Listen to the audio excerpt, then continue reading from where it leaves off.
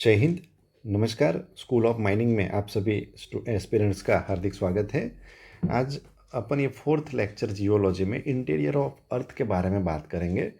अर्थ के बारे में बात करने से पहले आप तो अगर मेरे चैनल पे नए हो तो खास तो एक तो सब्सक्राइब कर देना है, और जो मेरा व्हाट्सअप ग्रुप है उसको आप नीचे डिस्क्रिप्शन में दिए गए हुए लिंक से ज्वाइन कर सकते हो। तो आप खास व्हाट्सअप ग्रुप को ज्वाइन करें और उसमें जो भी लिंक आती है वो अपने दोस्तों और फ्रेंड्स के साथ शेयर करें, ओके, जिससे थोड़ा सा मोटिवेशन बना रहे। सो ये थर्ड लेक्चर ऑफ जियोलॉजी में अपन क्या देखने वाले हैं? अपन देखने वाले हैं इंटरनियर ऑफ अर्थ। इसमें से दो क्वेश्चन लास्ट एग्जाम में आए थे, ठीक है। दो क्वेश्चन लास्ट एग्जाम में आए थे। कौन कौन से आए थे वो मैं जैसे ही लेक्चर चालू होगा आपको बता दूंगा, ठीक है। तो ये बहुत ही इंपॉर्टेंट चैप्टर है और अपन इसको क्या है, लोग इसको एकदम लाइटली पढ़ लेते हैं कि भाई इसमें 3 लेयर रहते हैं, इसमें इतनी डिसकंटिन्यूटी रहती है। बट अपन इसके बियॉन्ड में थोड़ा देखेंगे कि भाई इसमें से क्या क्या अपने को क्वेश्चन प्रोबेबली हो सकते हैं, ठीक है। तो अपने थोड़ा सा डिटेल में अपन देखने वाले हैं। तो आप लेक्चर में बने रहिए और जितना होता है लेक्चर को शेयर करिए, ताकि अगर अच्छा रिस्पॉन्स मिलेगा तभी मैं इसको कंटिन्यू करूँगा, अदरवाइज़ मतलब मैं कंटिन्यू नहीं कर पाऊँगा। Okay, so definitely let's see. देखो, एक तो अर्थ के इंटीरियर के बारे में अपने को पता है, मोटा मोटी आप कुछ जियोलॉजी पढ़े होंगे बेसिकली। तो उसमें 3 लेयर रहते हैं, जिस जिस 3 लेयर में अर्थ का जो इंटरनल स्ट्रक्चर है, इंटीरियर ऑफ अर्थ जो है, डिवाइड रहता है। जिसमें सबसे ऊपर में क्रस्ट रहता है, यहाँ पे दिख रहा है अपने को। बीच में मेंटल रहता है और लास्ट में कोर रहता है। ऐसा 3 लेयर में डिवाइड अर्थ को किया गया है, ठीक है। मोटा मोटी अपने को इतना पता है। अब ये जो लेयर है वो 3 लेयर में कैसे डिवाइड हुआ है, तो अपने को कैसे पता चला? तो इसके लिए जो सिस्मिक इन्वेस्टिगेशन हुआ। सिस्मिक इन्वेस्टिगेशन क्या है? जैसे सिस्मिक वेव्स रहते हैं जिसमें अपन पी वेव्स और एस वेव की स्टडी की गई। अभी पी वेव्स और एस वेव्स क्या होते हैं उसके लिए अलग से एक लेक्चर में टॉपिक होगा, बट अभी के लिए आप जान लो कि हर एक जो वेव्स होती है उसके एक नेचर रहता है। कौन सा जो वेव्स है वो किस माध्यम से, लिक्विड, सॉलिड, सेमी सॉलिड, कैसे माध्यम में वो वेव्स का क्या बिहेवियर हो सकता है, वो वेव क्या इस माध्यम से पसार हो सकती है कि नहीं हो सकती। कुछ वेव्स ऐसी रहती है जो लिक्विड में भी पसार हो सकती है, कुछ वेव्स ऐसी होती है जो लिक्विड में प्रसार नहीं हो सकती। तो उसका सिस्मिक इन्वेस्टिगेशन इसकी इंटरनल स्ट्रक्चर के लिए किया गया, और उसके बाद यहाँ कंक्लूजन पे आए कि भाई अर्थ का जो इंटीरियर है वो 3 भाग में डिवाइड है। तो अपन इसको क्या करेंगे, अपन इसको बेसिकली कैसे याद रख सकते हैं? तो आप एक लाइन कर दो, इसमें लिख दो सबसे पहले क्रस्ट, ठीक है। एक बड़ा लाइन कर दो क्रस्ट, बीच में एक बड़ा लाइन कर दो जिसमें लिख दो आप मेंटल, तीसरा एक बड़ा लाइन कर दो जिसमें लिख दो आप कोर। अभी आपको पता है कि क्रस्ट के 2 भाग रहते हैं, एक तो इनर क्रस्ट, एक आउटर क्रस्ट, दूसरा रहता है इनर क्रस्ट। मेंटल में भी ऐसे ही 2 भाग रहते हैं, अपर मेंटल, लोअर मेंटल, ठीक है। और ऐसे ही सेम कोर में 2 भाग रहते हैं जिसको बोलते हैं इनर कोर। पहले आएगा आउटर कोर, क्योंकि बाहर की साइड है आउटर कोर, और दूसरा हो जाएगा इनर कोर। तो मोटा मोटी ये 3 भाग जो है, 1, 2 और 3, ठीक है। 3 भाग में अर्थ का इंटीरियर डिवाइड किया गया है। अभी जहाँ पे लेयर आते हैं ना, मतलब जहाँ पे लेयर चेंज हो जाते हैं, सपोज पहले इन आउटर को क्रस्ट आएगा, अभी इनर क्रस्ट आएगा। ये 2 भाग में क्यों डिवाइड किया गया अर्थ को? क्योंकि इस दोनों का बिहेवियर अलग है, ये दोनों की फिजिकल प्रॉपर्टीज अलग है, इसलिए ये दोनों को अलग अलग पार्ट में डिवाइड कर दिया है कि इनर क्रस्ट कैसा होगा, आउटर क्रस्ट कैसा होगा, ठीक है। तो इसके हिसाब से ये डिसाइड किया गया है, ठीक है। तो ये अर्थ डिवाइड हो गया। अब देखो, पहला अर्थ में लेयर का चेंज कहाँ आता है? तो आउटर कोर और इनर कोर के बीच में आता है। यहाँ पे डॉटेड लाइन कर दो, और इस इधर एक डिसकंटिन्यूटी होगी, कुछ डिसकंटिन्यूटी है, उसके बाद ही लेयर चेंज हुआ ना। तो ये डिसकंटिन्यूटी है मोहो डिसकंटिन्यूटी। क्या बोलते हैं? मोहरोवी, क्या मोहो डिसकंटिन्यूटी आप बोल सकते हो, मोहो डिसकंटिन्यूटी, ठीक है। मोहो डिसकंटिन्यूटी हो गया। अब फिर लेयर चेंज हो गया, इनर क्रस्ट के बाद सीधा मेंटल आ रहा है, कुछ लेयर में चेंजेस हो रहा है। सॉरी, यहाँ पे हो जाएगा आपका कॉन्ट्रैक्ट डिसकंटिन्यूटी, यहाँ पे हो जाएगा कॉन्ट्रैक्ट डिसकंटिन्यूटी। ठीक है, यहाँ पे क्या हो जाएगा, रेड में कर देते हैं, कॉन्ट्रैक्ट डिसकंटिन्यूटी। फिर यहाँ पे देखो लेयर चेंज हो रहा है, इनर क्रस्ट के बाद मेंटल का लेयर आ रहा है, तो यहाँ पे जो डिसकंटिन्यूटी होगी वो कौन सी होगी, मोहो डिसकंटिन्यूटी होगी। फिर मेंटल में भी देखो, अपर मेंटल के बाद लोअर मेंटल में कुछ ना कुछ चेंजेस आ रहे हैं, तो यहाँ पे भी एक डिसकंटिन्यूटी होगी, बराबर, यहाँ पे भी एक डिसकंटिन्यूटी होगी, जिसको क्या बोलेंगे, रेपिटेड डिसकंटिन्यूटी, रेपिटेड डिसकंटिन्यूटी। अब देखो लोअर मेंटल और अपर कोर में भी एक मेंटल आ रही है, ठीक है, तो यहाँ पे भी एक डिसकंटिन्यूटी होगी, तो जिसको बोलेंगे अपर गुटनबर्ग डिसकंटिन्यूटी, गुटनबर्ग डिसकंटिन्यूटी। और आउटर कोर और इनर कोर में भी कुछ ना कुछ लेयर डिफरेंस है, जहाँ पे एक डिसकंटिन्यूटी रहेगी जिसको बोलेंगे लेहमैन डिसकंटिन्यूटी,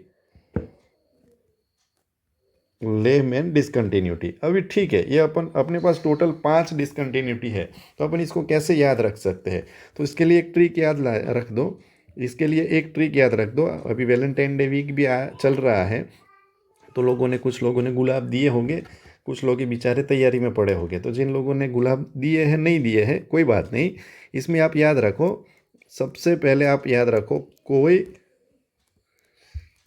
मुझे रेड गुलाब ला दे, बराबर, कोई से हो जाएगा, कोई से हो जाएगा कॉनरेड, मुझे से हो जाएगा मोहो, रेड से हो जाएगा रेपिटी, गुलाब से हो जाएगा गुटनबर्ग, गुटनबर्ग हो जाएगा, और ला से हो जाएगा लेहमैन। ठीक है, आप देखो ये सेंटेंस याद रख दोगे, कोई मुझे रेड गुलाब ला दे, तो आप इसका जो क्रम है वो भी याद रख सकते हो, और ये लाइन डायग्राम जो बनाया है उस हिसाब से आप कर सकते हो। अभी आपको क्वेश्चन पूछा जाएगा कि भाई आउटर कोर और इनर जो रहता है, इनर कोर क्रस्ट, बराबर, उसके बीच में कौन सी डिसकंटिन्यूटी लाई करती है, तो इसके बीच में कॉन्ट्रैक्ट डिसकंटिन्यूटी है। ठीक है, फिर इनर क्रस्ट और मेंटल के बीच में कौन सी डिसकंटिन्यूटी रहती है, या तो ऐसा भी पूछ सकते हैं, इनर क्रस्ट और अपर मेंटल के बीच में कौन सी डिसकंटिन्यूटी रहती है, तो आपको पता होना चाहिए कि मोहो डिसकंटिन्यूटी रहती है। आपने फिगर याद कर लिया तो आपका ये हो जाएगा, और मेरे को लगता है कि जिस हिसाब से मैंने फिगर बनाया है आप इजीली याद रखेगा। आपको कुछ नहीं करना है, क्रस्ट को 2 पार्ट में डिवाइड किया है, अपर मेंटल को 2 पार्ट में, इनर कोर को 2 पार्ट में डिवाइड कर दो। टोटल जितने भी जो पार्ट का जहाँ लेयर चेंज हो रहा है वहाँ एक डिसकंटिन्यूटी रहेगी। आप इसको रेड, कोई मुझे रेड गुलाब ला दे, इस ट्रिक से आप याद कर लो, और सिंपल जहाँ पे पूछे, सपोज आपको अपर मेंटल और लोअर मेंटल के बीच में जो डिसकंटिन्यूटी है उसके बारे में पूछे, तो रेपिटेड डिसकंटिन्यूटी हो जाएगा। ठीक है, तो ये तुम्हारी आप लोग की डिसकंटिन्यूटी आपकी हो गई। ठीक है, इसमें इससे ज़्यादा कुछ पूछने की बहुत ज़्यादा गुंजाइश नहीं है। पिछली बार भी एक डिसकंटिन्यूटी का क्वेश्चन पूछा गया था, ठीक है, और ऐसे ही पूछा गया था, इसमें कोई बहुत ज़्यादा नहीं रहता। अभी देखो क्रस्ट में 2 चीज़ रहती है, ठीक है, क्रस्ट में एक लेयर, एक अलग से लेयर रहता है जिसको बोलते हैं लिथोस्फियर। लिथो मतलब जमीन रहती है, जमीन को लिथोस बोलते हैं, लिथोस्फियर। तो लिथोस्फियर क्रस्ट के अंदर रहेगा, ठीक है, वो थोड़ा सा सॉलिड रहेगा, ठीक है, सॉलिड रहेगा। और इसके नीचे में क्या रहेगा, इसके नीचे में जहाँ पे भी मेंटल का पार्ट चालू होता है ना, एक्चुअली लिथोस्फियर यहाँ पे रहेगा, इनर कोर और आउटर में अपर मोस्ट मेंटल, मतलब जहाँ से मेंटल चालू हो रहा है ना, यहाँ पे आप देखो कि भैया लिथोस्फियर कहाँ पे है, तो लिथोस्फियर अपना क्रस्ट और अपर मोस्ट जो मेंटल का सॉलिड पार्ट है, ठीक है, यहाँ पे लिथोस्फियर रहेगा। तो मोहो डिसकंटिन्यूटी के आसपास लिथोस्फियर रहेगा, ठीक है, लिथोस्फियर रहेगा। ठीक है, अब लिथोस्फियर के बाद एक और लेयर रहेगा जिसको एस्थेनोस्फियर बोलते हैं। तो जो किसके अंदर रहेगा, वो भी मेंटल के अंदर ही रहेगा, वो भी मेंटल के अंदर ही रहेगा, बराबर। ये लिथो वाला जो लेयर रहेगा वो सॉलिड रहेगा। और इसके बाद एस्थेनो मतलब वीक, बराबर। एस्थेनो को क्या बोलते हैं, ग्रीक लैंग्वेज में वीक बोलते हैं। एक वीक लेयर रहेगा जिसको एस्थेनो रहेगा, और सेमी लिक्विड रहेगा। कैसा रहेगा, एकदम लिक्विड नहीं रहेगा, सेमी लिक्विड रहेगा।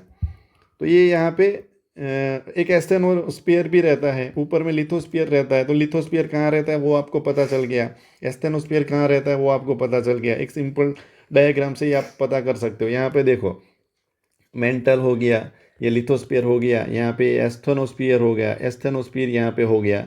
ठीक है, तो आप उसको देख सकते हो फिगर में भी। ये डिसकंटिन्यूटी मैंने बताई हुई है, डिसकंटिन्यूटी रहती है। अभी ठीक है, अभी आपको अपन क्या है कि इसको अलग अलग देखेंगे, अभी अलग अलग देखेंगे, ये फिगर को अपन बाद में समझेंगे।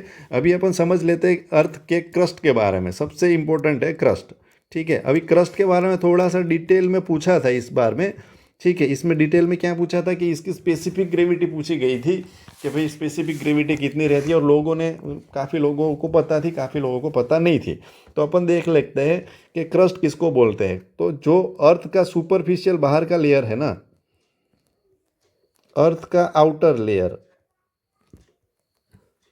जिसको क्रस्ट बोला जाता है, वो कितना रहता है, वो कितने, उसकी डेप्थ कितनी रहती है, तो 30 to 40 किलोमीटर तक रहती है। कितनी रहती है, 30 to 40 किलोमीटर रहती है। बट ये वेरी करती है, बराबर। अपन देखते हैं कि अर्थ के ऊपर ओशंस भी है और लैंड मास भी है। तो जहाँ पे लैंड मास रहेगा वहाँ पे उसकी डेप्थ 30 से 40 किलोमीटर रहेगी। ठीक है, जहाँ पे लैंड मास है वहाँ पे इसकी डेप्थ कितनी रहेगी, इतनी रहेगी। बट जहाँ पे ओशन है, ओशन 10, जहाँ पे ओशन है वहाँ पे कितनी रहेगी, 10 किलोमीटर रहेगी।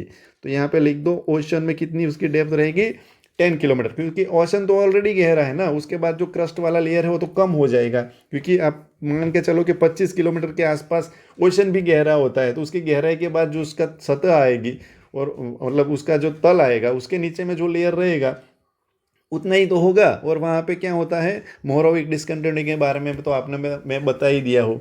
ठीक है, अभी देखिए, ये जो अपर, इसमें दो पार्ट रहते हैं ना, इसमें दो पार्ट रहते हैं, एक तो अपर क्रस्ट और एक इनर क्रस्ट। अपर और लोअर भी बोल सकते हो। ठीक है, एक आप लिख दो अपर, यहाँ पे अपर क्रस्ट हो गया और यहाँ पे लोअर क्रस्ट हो गया। ठीक है, लोअर क्रस्ट में क्या ध्यान रखना है अपने को, तो लो अपर क्रस्ट रहता है वो कैसा रहता है, वो लेस डेंस है। कैसा है, डेंस है बट लेस डेंस है। ठीक है, ये ज़्यादा डेंस है लोअर वाला। ठीक है, और इसमें ये इसका लेयर, ये जो नेचर रहता है, ये कैसा नेचर रहता है, ये ग्रेनाइटिक रहता है। ये कैसा होता है, ग्रेनाइटिक, ग्रेनाइटिक रॉक से बना हुआ रहता है। ठीक है, और ये जो लेयर है दूसरा, वो बेसाल्टिक रहता है, बेसाल्ट। और इसीलिए तो इसकी डेंसिटी है वो ज़्यादा रहती है। अभी इसकी डेंसिटी कितनी रहती है, तो इसकी स्पेसिफिक ग्रेविटी अगर बात पर है, अगर डेंसिटी कम है तो स्पेसिफिक ग्रेविटी कितनी होगी इसकी, तो इसकी जो है अपर क्रस्ट की वो 2.65 kg रहेगी। ओके, और इसकी कितनी रहेगी लोअर की, तो इसकी 3.0 रहेगी। इतना याद रखो आप, इसकी 2.65 रहती है, इसकी 3.0 रहती है। ठीक है, लोअर जो है ज़्यादा डेंस रहता है क्योंकि वो बेसाल्टिक नेचर रहता है। अपर जो है वो कम डेंस होता है क्योंकि वो ग्रेनाइटिक लेयर रहता है। इतना याद रह गया।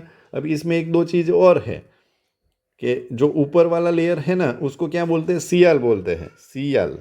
इसको क्या बोलते हैं, सी याल। सी मतलब सिलिका, जिसको सिलिका प्लस एल्यूमिना। ठीक है, सिलिका प्लस एल्यूमिना इसमें बहुत ज़्यादा मात्रा में रहता है। आप एल्यूमिना और सिलिका बहुत ज़्यादा में रहता है, इसलिए उसको क्या बोला जाता है, सीएल बोला जाता है। और इसको क्या बोला जाता है, इसको बोला जाता है सीमा। इसमें भी सिलिका प्लस मैग्नीशिया रहता है। क्या रहता है,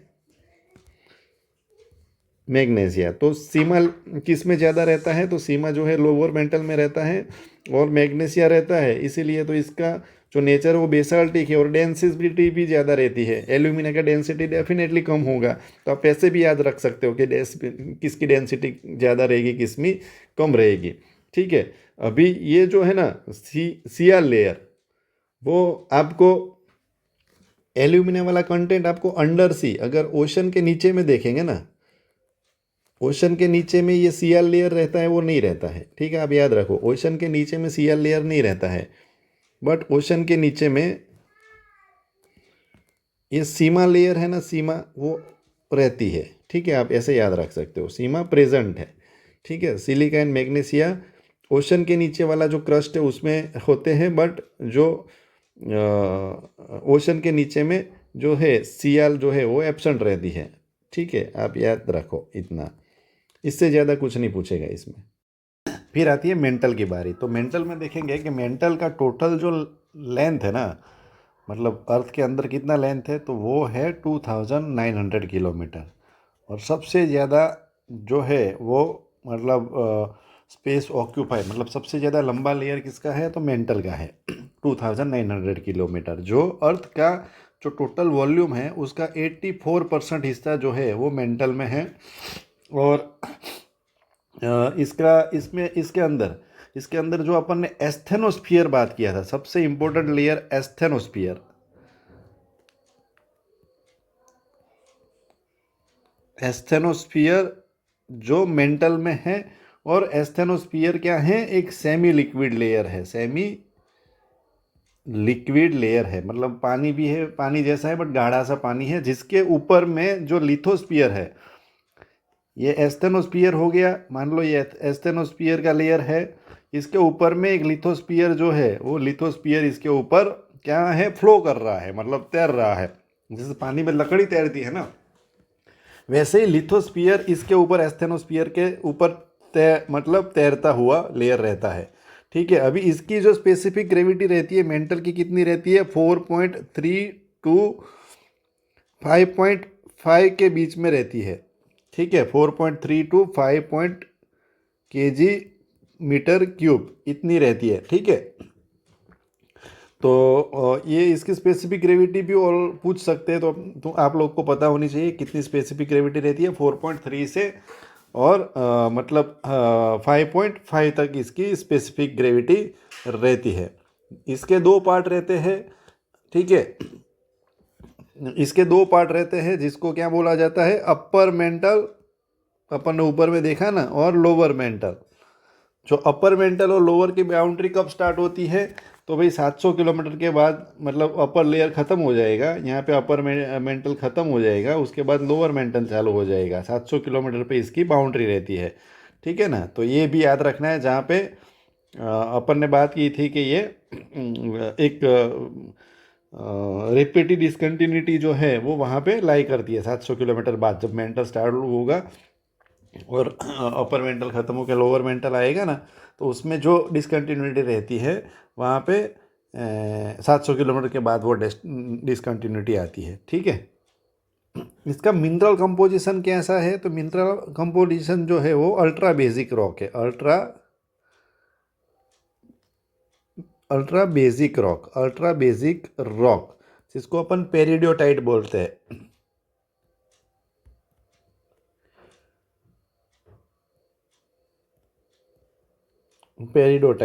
पेरिडोटाइट मिनरल्स इसमें ज़्यादा रहते हैं। ठीक है, पेरिडोटाइट मिनरल्स इसमें ज़्यादा रहते हैं। अल्ट्रा बेसिक क्या होता है, जैसे अल्ट्रा एसिडिक रॉक रहता है, बेसिक रॉक रहता है, बेसिक में भी अल्ट्रा बेसिक ऐसे लेयर है। तो धीरे से अपन रॉक्स जब पढ़ेंगे तब आप लोग को ज़्यादा समझ में आएगा कि अल्ट्रा बेसिक रॉक्स क्या होता है। ठीक है, आप अभी के लिए इतना याद रखो कि अल्ट्रा बेसिक रॉक्स रहते हैं, पेरिडोटाइट मिनरल्स इसमें ज़्यादा पाए जाते हैं।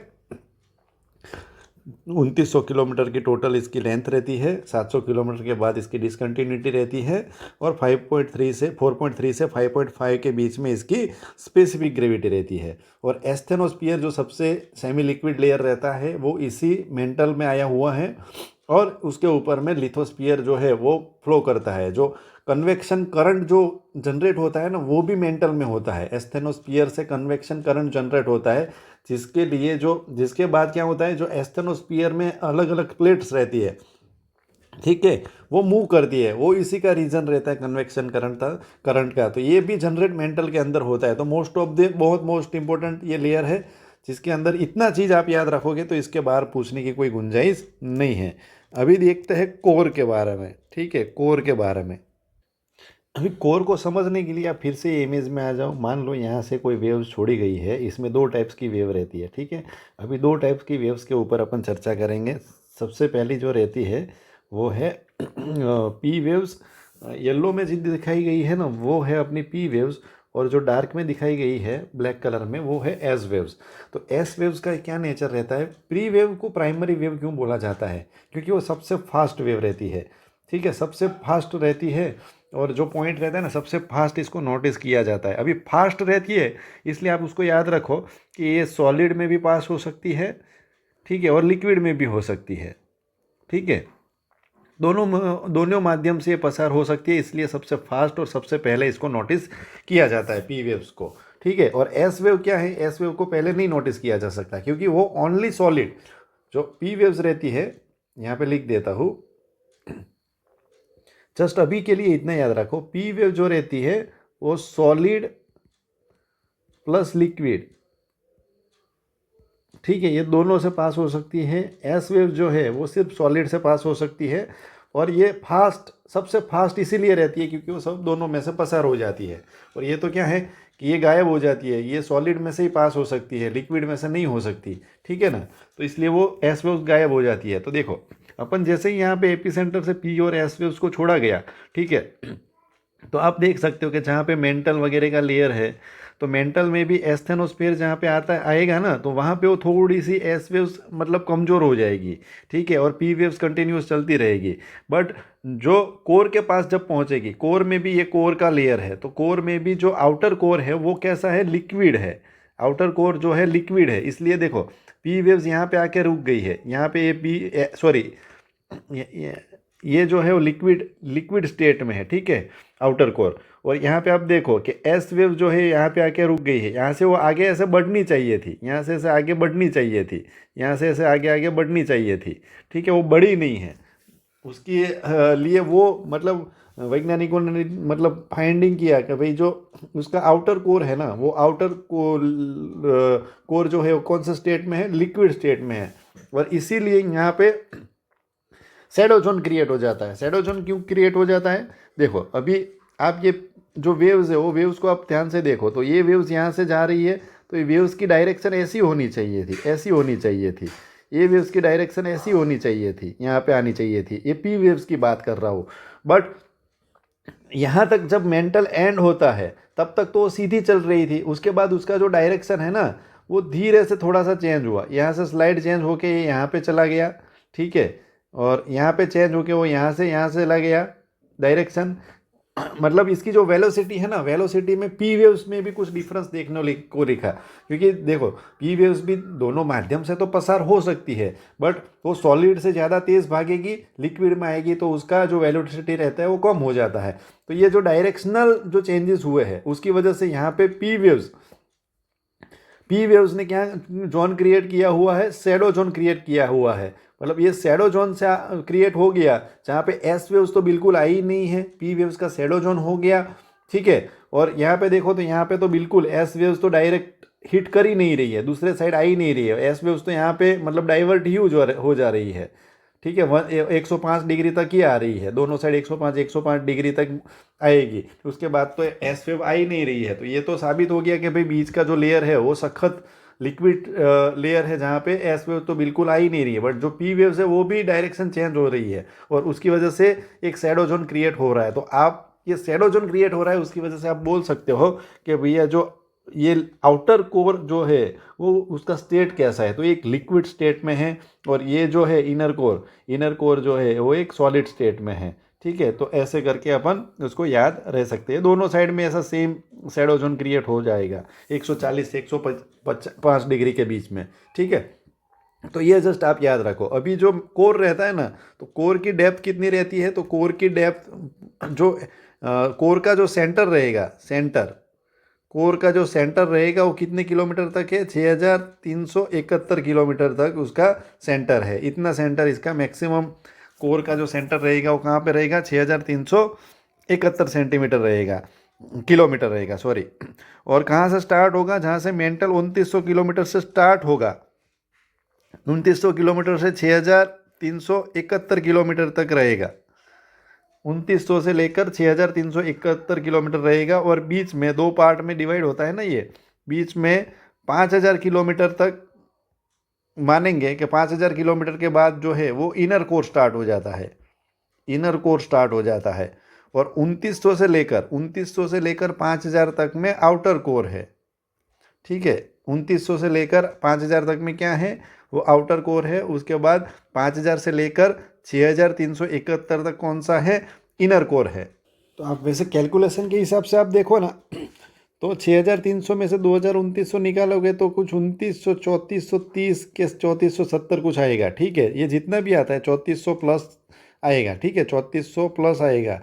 तो आप बोलोगे कि सर ये सबसे लेंथ, तो ये इसकी ज़्यादा है। तो आपने तो बोला था कि मेंटल का लेयर जो है वो सबसे लार्जेस्ट है। तो सबसे लार्जेस्ट इसलिए है कि जैसे जैसे डेप्थ में जाएंगे तो इसका शेप ऐसे होता जाएगा। ठीक है, इसका जो रेडियस है ना, वो रेडियस धीरे धीरे ऐसे ऐसे कम हो जा रहा है। देखो, एक पॉइंट आएगा कि जहाँ पे इसका रेडियस बिल्कुल ही जीरो हो गया है, यहाँ पे सेंटर हो जाएगा, जैसे इस इमेज में आपको ना को दिख रहा है। ठीक है, तो लेंथ वाइज हो सकता है कि ये जो लेयर है ना वो सबसे बड़ा लेयर है, बट उसका जो वॉल्यूम है वो वॉल्यूम मेंटल से कम है। तो वॉल्यूम के हिसाब से लार्जेस्ट लेयर जो है वो मेंटल है, क्योंकि वहाँ पे उसका रेडियस बहुत ज़्यादा है। ठीक है, आप इसको ऐसे भी आप याद रख सकते हो।